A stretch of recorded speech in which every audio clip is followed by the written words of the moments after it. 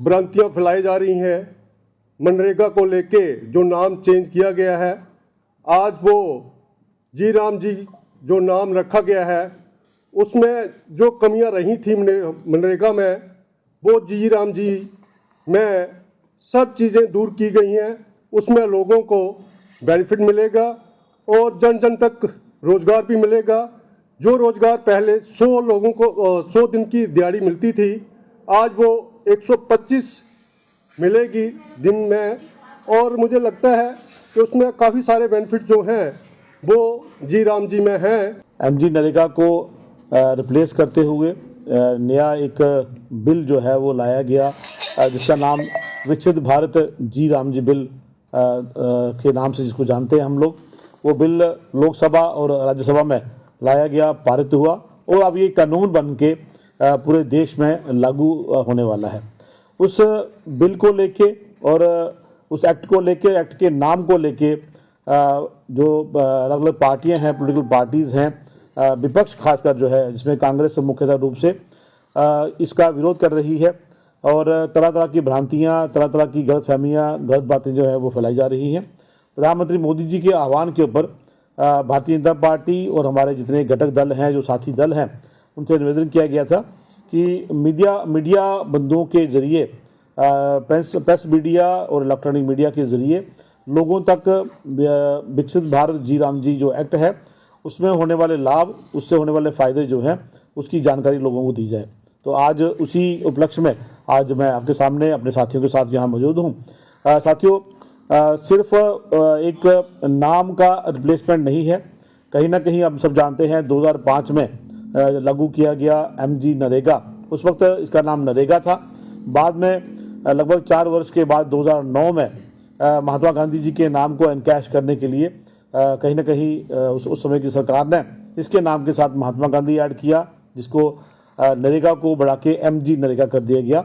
और आज 2025 में जब हम बात करते हैं, 20 साल, लगभग 2 दशक के बाद जब हम बात करते हैं, तो एक बड़ा ऑब्वियस है कि कानूनों में फेरबदल होते हैं, जो प्रोग्राम हैं, पॉलिसीज़ हैं, उसके नाम बदलते हैं और उनके अंदर जो प्रावधान है वो बदलते हैं। तो इसमें कोई नई बात नहीं है। पहले भी जो सरकारें रही हैं वो भी नाम बदलती हैं, लेकिन नाम बदलने के साथ साथ जो पुराने प्रावधान हैं उनको रिप्लेस करके नए प्रावधान है। उसकी सबसे बड़ी एग्जांपल ये है कि 2011 का अगर आप रिपोर्ट देखें तो एक बहुत बड़ी संख्या में, लगभग 24% से ज़्यादा गरीबी रेखा से जो लोग रहते थे, आज वो मात्र 4.6 जो है % गरीबी रेखा के जो लोग रहना शुरू हो गए हैं। तो उस समय का एमजी नरेगा और आज का वीवी जी राम जी जो है, कहीं ना कहीं ये दर्शाता है कि 2014 के बाद जो एक एनडीए सरकार, भारतीय जनता पार्टी के साथ जो सरकार मोदी जी के लीडरशिप में आई, उसमें बहुत बड़ा एक बदलाव आया। आप 11 की बात करें और 24 की 25 की बात करें तो कितना, लगभग 20% का फर्क पड़ा है। जो गरीबी रेखा से लोग वो निकल के बाहर आए हैं। तो जो ये बिल है साथियों, मुख्यतः इसमें जो कमियां थी नरेगा की, उन कमियों को दूर करके एक नए रूप में इसको लाया गया है, जिसमें सबसे बड़ी बात यह है कि 100 दिन का जो रोजगार है उसको बढ़ा के 125 दिन का रोजगार किया गया है। और इसके साथ साथ गरीब जो परिवार हैं उनको 25 दिन का एडिशनल रोजगार मिलेगा। साथ ही साथ उनको काम मिलेगा, उनका राइट है। अगर सरकार उनको काम नहीं देती है तो उनको बेरोजगारी भत्ता दिया जाएगा। और अगर उनके द्वारा किए गए काम की पेमेंट डिले होती है तो जो लोकल सरकार है वो उसका उनको बेनिफिट देगी कि उनको जो उनकी इनकम होगी उस पर उनको इंटरेस्ट के साथ, सूद समेत उनको वो पैसा देगी। 16, 17, 17, 18 के हमारे बिल जो है आज तक पेंडिंग पड़े हुए हैं और उनका कोई हिसाब किताब नहीं, उनका कोई रिकॉर्ड नहीं। और सिर्फ मात्र एक सरकार आती है कि हमने काम ठीक किया, दूसरी सरकार कहती है ये काम गलत हुआ। एक कोई ऑफिसर कहता है ये काम ठीक है, ये गलत है। क्यों? क्योंकि ट्रांसपेरेंसी नहीं है। कोई एक सॉलिड एक कोई सिस्टम नहीं बनाया गया, ट्रांसपेरेंट सिस्टम नहीं बनाया गया। एक जो है बजट की बात करें अगर, कि बजट नहीं बनाया गया। डिमांड की बात की गई। डिमांड जो है एक ओपन डिमांड के नाते कि आपको जितने काम चाहिए आप काम रखिए, काम करते जाएं, उसमें कोई लिमिट नहीं थी। काम चाहिए तब भी काम होता है, काम नहीं चाहिए तब भी काम हो रहा है। उसमें भी एक बहुत बड़ा बदलाव लाया गया है कि अब ऑन डिमांड काम नहीं, जिस तरह बाकी सारी स्कीमों का बजट बनता है, उनकी प्लानिंग होती है, उस प्लानिंग के तहत जो काम रखे जाएंगे उतने ही काम होंगे। इस तरह की कई जैसे हायर एम्प्लॉयमेंट की गारंटी की जो इसमें योजना है, और आपके जो पेमेंट की मैंने बात की कि पेमेंट अगर डिले होती है तो उसका जो है बेनिफिट इंटरेस्ट चार्ज के साथ देंगे। इसके साथ साथ जो अगर आप काम नहीं देते हैं तो भत्ता देना पड़ेगा। सबसे बड़ी बात ये थी कि किसान को एक शिकायत होती थी कि मेरे सीज़न में जब मैं कटाई बुराई करता हूँ तो लोग नरेगा का काम करते हैं, लोग लेबर का काम करते हैं, मेरे यहाँ कोई काम करने नहीं आता।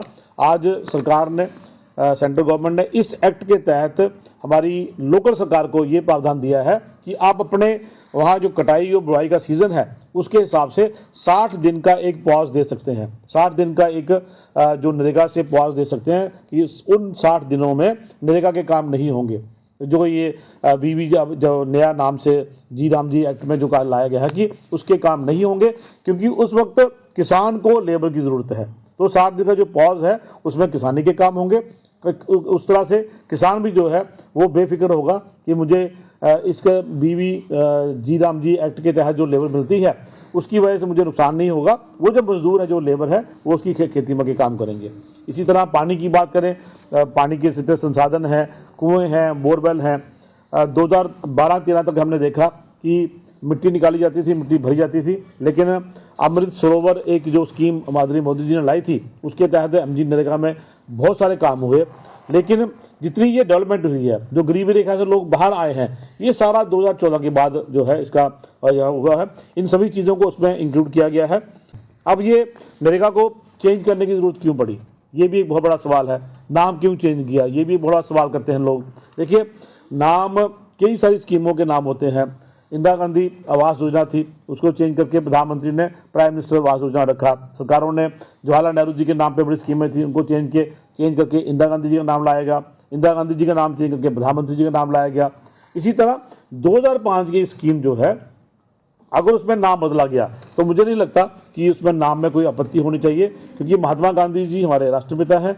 उनका नाम कहीं लिखे चाहे ना लिखे, वो लोगों के दिलों में है, लोगों के दिमाग में है, और हमारे राष्ट्रपिता हैं। इसलिए इसको एक अब मेन मुद्दे से भटक के जो विपक्ष है वो महात्मा गांधी जी के नाम को कैच करने की कोशिश करता है। तो इसलिए मुझे नहीं लगता कि नाम के कारण कोई ऐसा कोई बहुत बड़ा कोई बदलाव उसमें आएगा। अब एक डिमांड बेस्ड और नॉर्मेटिव फंडिंग में भी बहुत बड़ी बात आ रही है कि पहले हम जब मर्जी कहते थे पैसा आ जाता था, जब मर्जी कहते थे डिमांड आ जाती थी। साथियों, उसमें ना तो समय से काम होते थे ऑन डिमांड में, और ना समय पे भुगतान होता था। आज नॉर्मेटिव फंडिंग में जो हमारी ग्राम पंचायत है उसको सशक्त किया गया है। ग्राम पंचायत बैठेगी, पूरा प्लान करेगी, वो प्लान ब्लॉक में आएगा, ब्लॉक से वो तहसील में, जिला में, प्रदेश में, उसके बाद वो सेंटर में जाएगा, और एक कंपाइल्ड करके पूरे काम जो है वो आएंगे प्रदेश में, उसके बाद फिर जिला पे तहसील से ब्लॉक पे आएंगे। वो सब काम आएंगे, उनकी फंडिंग उतनी उसके साथ साथ आएगी, ताकि जितने काम है उतना पैसा है, जो काम हो गए उसकी पैसे का भुगतान भी साथ मिलेगा। ये ऑन डिमांड और नॉर्मेटिव फंडिंग में बहुत बड़ा एक हमें इसका लाभ मिलने वाला है।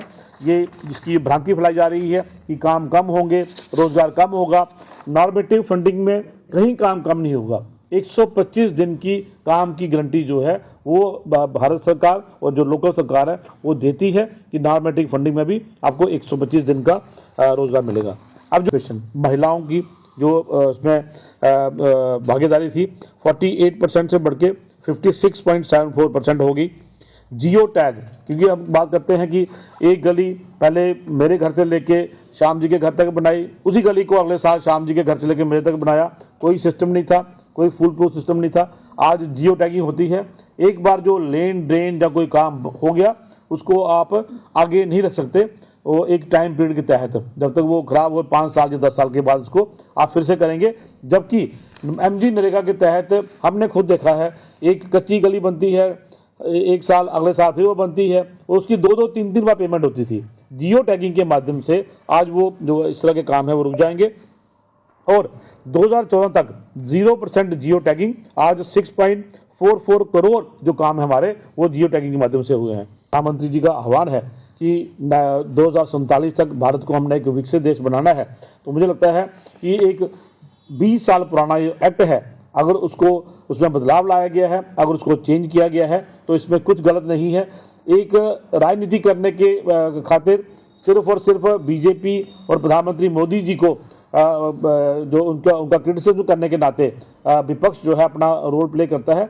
मेरा आप सबसे ये मेरा निवेदन है, मीडिया बंधुओं से निवेदन है कि हमारी बात, जो मैं बात आपसे कर रहा हूँ, मेरे साथी जो बात कर रहे हैं, कल हमारे प्रदेश के अध्यक्ष आदरणीय सतपाल शर्मा जी, ऑनरेबल MP भी हैं राज्यसभा के, उन्होंने अपनी बात रखी। इसी तरह हम सम्मेलन करने जा रहे हैं, लोगों के बीच आएंगे, गांव में चौपाल लगाएंगे, ब्लॉक के अंदर सम्मेलन करेंगे, जिला में सम्मेलन करेंगे। उन सम्मेलनों के माध्यम से लोगों तक जो असलियत है वो पहुंचाएंगे। इससे जुड़ा एक सवाल है कि जो कॉन्ट्रैक्टर्स है पहले वो जब पेमेंट रिलीज करवाते थे तो वो साइन करवाते थे लेबरर्स के और वो कहीं शो नहीं किए जाते थे। क्या उस चीज़ के ऊपर इसमें रोक लगेगी? क्या ट्रांसपेरेंसी कायम रहेगी सर? देखिए, ये जो बदलाव था ये मोदी जी के आने के बाद हुआ था। जो हमने इसको इनकॉर्पोरेट किया था, MG नरेगा में ही इसको इनकॉर्पोरेट किया था। हमें सबको याद होगा जब पहली बार मोदी जी ने MG नरेगा पर बात की थी तो कांग्रेस को उन्होंने जताया था कि MG नरेगा में आपकी ये विफलताओं का एक स्मारक है, और इस स्मारक को हम ढहने नहीं देंगे, ये उठा के रखेंगे ताकि लोगों को याद रहे कि आपने क्या क्या इसमें गलत किए हैं, क्या क्या इसमें गलत काम हुए हैं, क्या क्या इसमें फ्रॉड हुए हैं। और उस वक्त भी अगर चाहती तो सरकार शायद वो उसमें रिप्लेसमेंट कर सकती थी, लेकिन कहीं ना कहीं फिर से बीजेपी के ऊपर ऐसा इल्जाम आना था, मोदी जी के ऊपर एक आरोप आना था कि इन्होंने आते ही MG नरेगा बंद कर दिया।